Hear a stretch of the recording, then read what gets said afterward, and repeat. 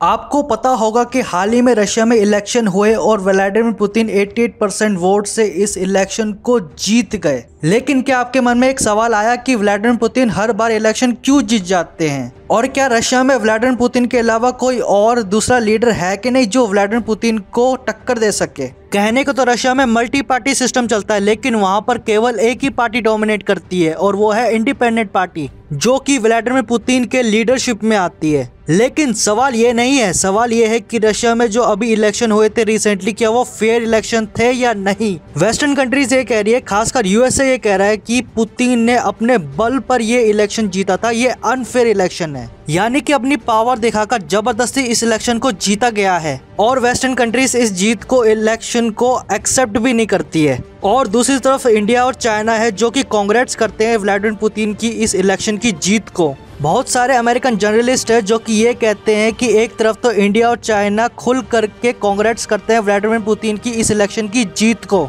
और दूसरी तरफ यूएस है जो कि निंदा करता है, क्रिटिसाइज करते हैं इस अनफेयर इलेक्शन को। अच्छा, अगर आप किसी पार्टी को वोट देने के लिए जाते हो तो क्या पीछे से कोई आपको देखता है या फिर पुलिस वाला आपको देखता है कि आप किसको वोट कर रहे हो? नहीं ना। लेकिन रशिया में ऐसा होता है। वहां पर एक फुटेज सामने आई है कि जिसमें कि सोल्जर खुद चेक करते हैं वोटिंग बूथ पर कि आप किसे वोट दे रहे हो।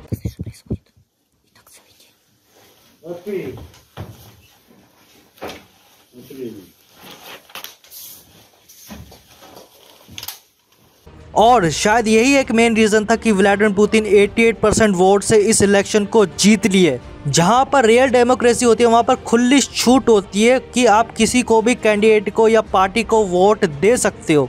वहां पर किसी को फोर्स नहीं किया जा सकता कि इसको वोट देना है तो देना ही है। लेकिन सवाल ये उठता है कि क्या रशिया डेमोक्रेसी कंट्री है भी या नहीं? तो इसका आंसर हाँ है और ना भी, क्योंकि वहाँ का जो लीडर है वो बहुत ही ज़्यादा पावरफुल है, और वो इतना ज़्यादा पावरफुल है कि वो लॉ का पूरा तख्ता पलट सकता है। एग्जाम्पल के तौर पर रशिया के राष्ट्रपति व्लादिमीर पुतिन चाहे तो ये डिक्लेयर कर सकते हैं कि वो जब तक चाहे राष्ट्रपति बनकर रह सकते हैं, यानी कि जब तक वो है तब तक वो रशिया के राष्ट्रपति रहेंगे। जैसे कि चाइना के प्रेसिडेंट शी जिनपिंग, चाइना में भी यही हो रखा है कि वहाँ का प्रेसिडेंट जब तक रिजाइन न देते या फिर जब तक उसकी मृत्यु न हो जाए तब तक वो वहाँ का प्रेसिडेंट रहेगा। लेकिन चाइना अनडेमोक्रेटिक कंट्री है, उसके बारे में बात नहीं करते हैं। सबसे बड़ा मेन टॉपिक ये है कि क्या व्लादिमीर पुतिन के अलावा कोई एक और फेस है जो व्लादिमीर पुतिन को टक्कर दे सकता है। आपने एलेक्सी नावल्नी का नाम तो सुना ही होगा। ये रशिया में लॉयर थे, एडवोकेट थे, और इनकी काफी ज्यादा पॉपुलैरिटी थी रशिया में। ये पहले ऐसे इंसान होंगे जिन्होंने एक्सपोज किया था रशिया के प्रेसिडेंट को उनकी संपत्ति को लेकर, और उनके ऊपर करप्शन के आरोप भी लगाए गए थे। लेकिन इनको इस आरोप के केस में अरेस्ट कर लिया जाता है। पहले तो इनको नॉर्मल जेल में रखा जाता है, फिर उसके बाद में इनको रशिया के नॉर्थ में आर्कटिक सर्कल के रीजन में जो जेल है वहां पर बहुत ज्यादा ठंड पड़ती है, वहां पर इनको भेज दिया जाता है। और कुछ दिन बाद न्यूज आती है कि इनकी जेल में ही मृत्यु हो जाती है।